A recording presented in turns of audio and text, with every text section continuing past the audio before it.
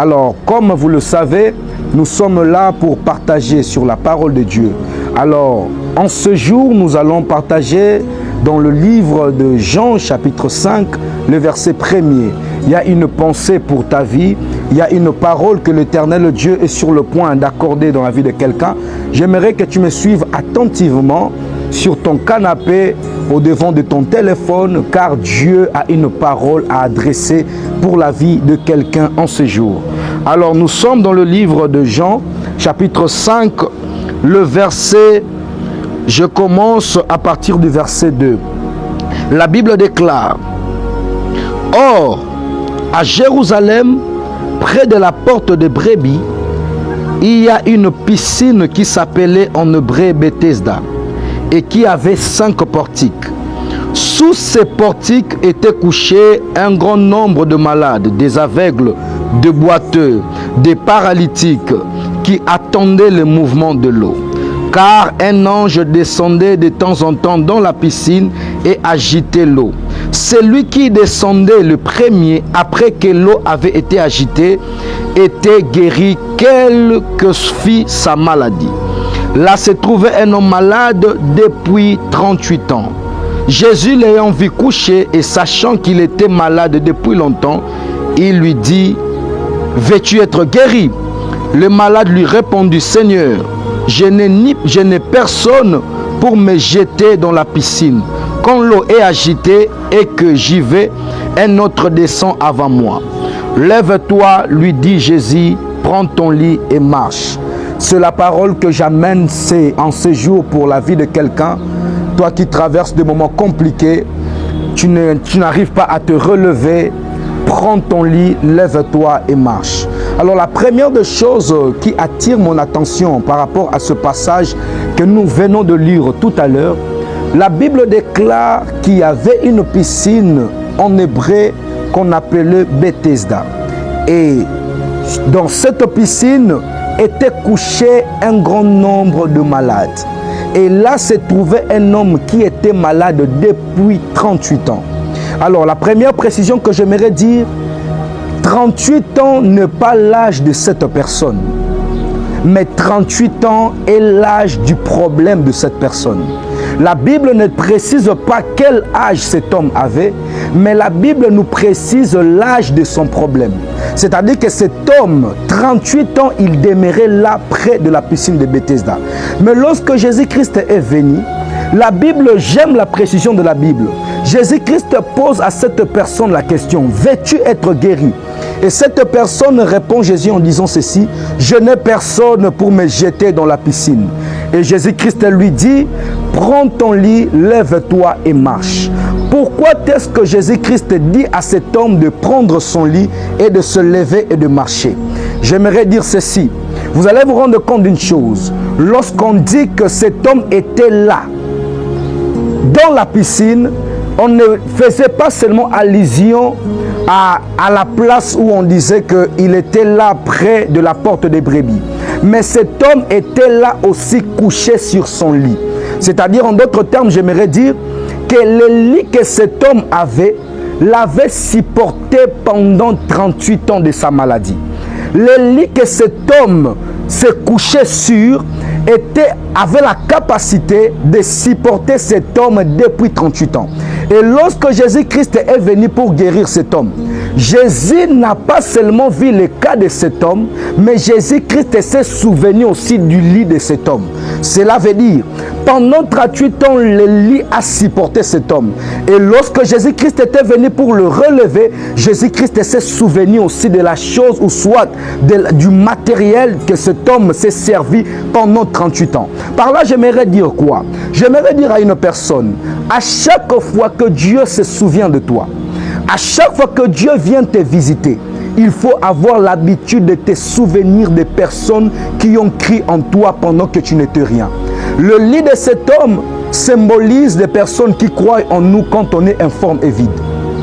Le lit de cet homme parle de ces personnes-là qui nous soutiennent, qui sont là pendant que nous n'avons pas de forme. Et lorsque Dieu vient se souvenir de nous, Dieu ne nous guérit pas seulement, mais Dieu nous dit de prendre notre lit, de se lever et de marcher. Je décrète et je déclare sur la vie de quelqu'un. Je vais même parler en petite parenthèse. Il y a des gens qui disent qu'on reconnaît la fidélité d'une femme lorsque l'homme n'a rien. Mais on reconnaît la fidélité d'un homme lorsque l'homme a tout. Cela veut dire ceci, même à ce qui concerne le choix. Bien-aimé, lorsque tu es informe et vide, c'est là où tu dois tester la fidélité des gens. Céline n'a pas quitté cet homme depuis 38 ans. Voilà pourquoi lorsque Jésus-Christ est venu, il lui a dit, tu ne pars pas seul, tu dois partir avec Céline. Prends ton lit, lève-toi et marche. J'aimerais dire à une personne, peut-être tu es aujourd'hui, tu n'as rien. Tu vois que même les gens de ta famille ne te regardent pas. Aujourd'hui, tu n'as pas peut-être de niveau. Tu vois que même les amis t'abandonnent. Lorsque tu deviendras quelqu'un, souviens-toi de ces personnes qui ont crié en toi pendant que tu n'étais rien. Parce que le message que Dieu dit à une personne en ce jour, prends ton lit, lève-toi et marche. Mais j'aime la précision de la Bible. Lorsque vous lisez, vous allez vous rendre compte d'une chose, que la Bible déclare que cet homme était là depuis 38 ans. Mais depuis 38 ans, il n'était pas là en train de rien faire. Il faisait des efforts selon lui, selon ses capacités pour avoir la guérison. La première des choses que la Bible déclare, à chaque fois que cet homme prenait l'initiative d'aller vers la piscine, il y avait toujours des gens qui le dévançaient. C'est-à-dire que depuis 38 ans, cet homme cherchait comment est-ce qu'il pouvait s'en sortir de sa situation. Mais la précision, c'est toujours dans la parole de Dieu. La Bible déclare ceci. Lorsque Jésus-Christ est venu vers cet homme, Jésus-Christ lui pose la question, veux-tu être guéri? Mais lorsqu'on te pose la question, veux-tu être guéri? Normalement, la réponse que tu dois dire, c'est soit oui ou soit non. C'est-à-dire dans la logique des choses, lorsqu'on te pose la question, veux-tu être guéri? Tu répondras, je veux être guéri ou soit je ne veux pas être guéri. Mais cet homme soulève son vrai problème à la question de Jésus. Qu'est-ce que cet homme dit? Je n'ai personne pour me jeter dans la piscine. C'est-à-dire, le réel problème que cet homme avait, ce n'était pas qu'il ne voulait pas être guéri, mais c'était qu'il n'avait personne pour le jeter. Par là, je comprends une chose, que cet homme qui était là, à la piscine de Bethesda depuis 38 ans, le fait qu'il traîne avec sa maladie, c'était lié à ce qu'il n'avait personne pour le jeter. Et par là, j'ouvre une parenthèse en disant ceci. L'importance du relationnel dans la vie des hommes. Bien-aimés dans le Seigneur, à chaque fois que tu pries le Seigneur, à chaque fois que tu évoques Dieu par rapport à un problème, par rapport à ta situation, Dieu décomptera toujours une personne comme étant une solution. Notre Dieu, il ne descend pas en veste et en cravate pour venir te donner la solution par rapport à ton problème. Dieu utilise toujours des gens. Dieu utilise toujours des personnes. Et c'est par ces personnes que la vie de beaucoup de personnes change. Cet homme était là, auprès de la piscine depuis 38 ans, parce qu'il n'avait personne. Je me pose la question, est-ce qu'il était rancunier? Il n'avait pas de famille? Ou soit, qu'est-ce qui s'est passé réellement dans sa vie? Bien-aimé dans le Seigneur, quand tu grandis en maturité dans la vie, tu ne négliges plus les gens. Quand tu commences à comprendre les réalités de la vie, tu ne négliges plus les numéros de téléphone. Bien aimé, c'est que tu cherches peut-être pendant 30 ans de ta vie, ça peut être décompté par une seule personne. J'aimerais prier et déclarer sur la vie de quelqu'un que Dieu te fasse raconter avec des personnes de ta destinée.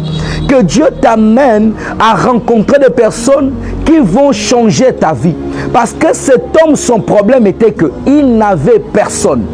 Lorsque tu n'as personne, bien-aimé, tu passeras beaucoup de temps sans pour autant avoir la solution. Lorsque tu n'as personne, bien-aimé, même la chose la plus petite, ça sera tout un problème. Jésus-Christ, lorsqu'il est venu sur la terre, il n'a pas débuté son ministère seul. Il a cherché des disciples qui devaient lui accompagner tout au long de son ministère. Parce que Christ comprenait une chose. Pour la réussite de ma mission, je dois être accompagné des gens. Bien-aimé, ne sois pas une personne qui néglige des gens.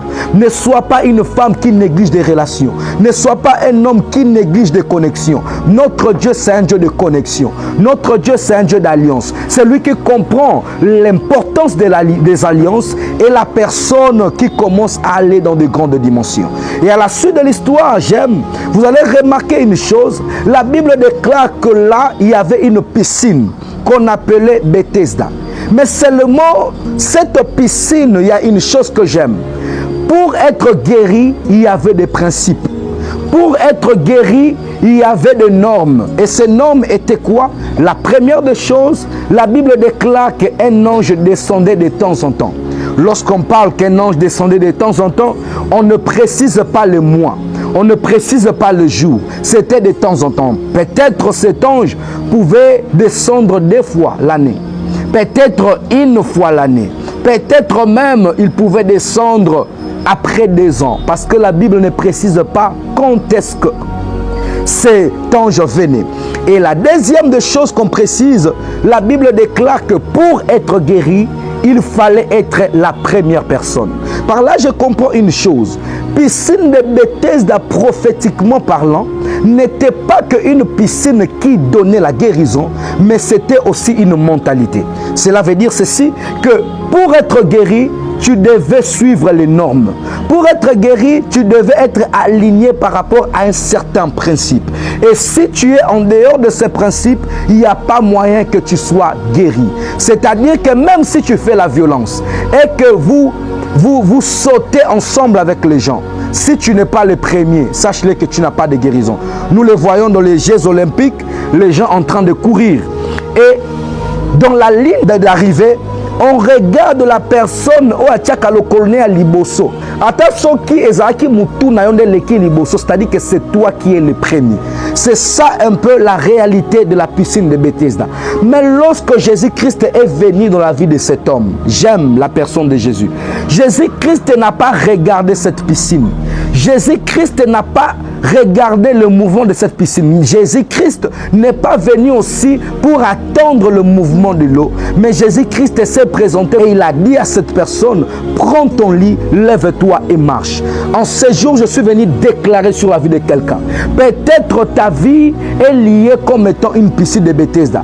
Tu vis par rapport aux principes, tu vis par rapport aux normes, tu vis par rapport à ce que les gens ont placé comme étant des normes liées à ta vie. Mais lorsque Jésus-Christ arrive, la première des choses, il vient briser les gens ont mis par rapport à ta vie. Parce qu'il vient se présenter comme étant la vraie piscine. Par lui, nous sommes guéris. Par lui, nous sommes sauvés. Par lui, nous avons la capacité d'atteindre de grandes dimensions. Parce que lorsque lui, il vient, il ne se présente pas comme l'homme qui vient te jeter sur une piscine, mais il se présente comme étant la solution à ton problème.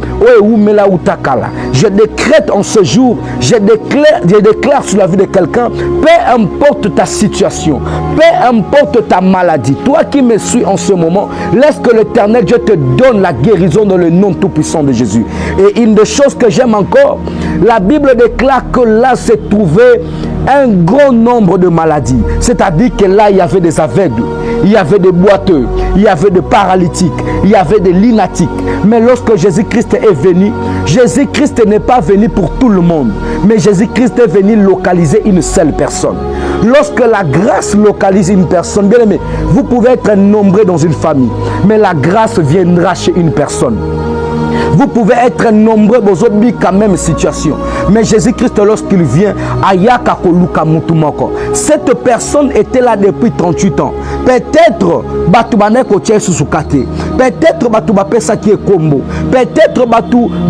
qui n'importe quoi par rapport à sa vie. Mais Jésus-Christ est venu le localiser. Et pourquoi Jésus-Christ était venu le localiser? Parce que cet homme était aussi positionné de manière prophétique. La Bible déclare que cet homme était près de la porte de brebis. Or, Jésus-Christ aussi, il était venu sur la terre pour racheter les brebis qui étaient perdues. Je suis venu déclarer que l'Éternel Dieu te localise. Peu importe ton problème, peu importe ton cas. Bien aimé, lorsque tu mets les espoirs chez les hommes peuvent t'oublier. Quand tu mets l'espoir chez tes oncles, les oncles peuvent t'oublier. Mais lorsque tu mets ta confiance en Jésus, seul Jésus peut te relever. Seul Jésus est capable de te donner la solution par rapport à ton problème. Seul Jésus a la capacité de restaurer ta vie et de t'amener dans de grandes dimensions. Je suis en train de déclarer, de la même manière nous avons parlé sur l'homme de la piscine de Bethesda, j'en profite de l'occasion pour prier pour tout le malade. Toi qui as des situations compliquées, peut-être que pas une solution, peut-être Luki ba solution et pas bateau zuité. Je te présente la personne de Jésus, c'est lui qui a la capacité de te donner la guérison. Je prie pour toi et je déclare, même si tu as des problèmes de stérilité, que Dieu te donne un enfant. Même si tu as des problèmes de maladies chroniques, que l'Éternel Dieu te donne la guérison au nom tout puissant de Jésus. Toi qui es connecté en ce moment, j'aimerais prier pour toi. Que l'Éternel Dieu te relève de là où tu es. Que l'Éternel Dieu te relève de ta situation. Que l'Éternel Dieu te relève de ces problèmes. Dans le nom tout puissant de Jésus. Je prie pour toi et que l'Éternel Dieu te donne la guérison. Au son de ma voix, qu'un miracle s'opère.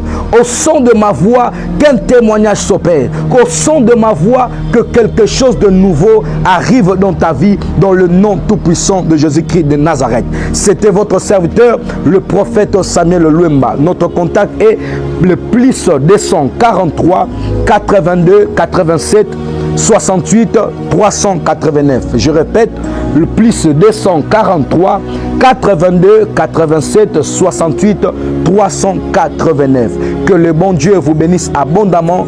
Bino Mozaki scotché de partout et que l'Éternel Dieu vous garde au nom tout puissant de Jésus. J'ai ainsi déclaré et je dis Amen.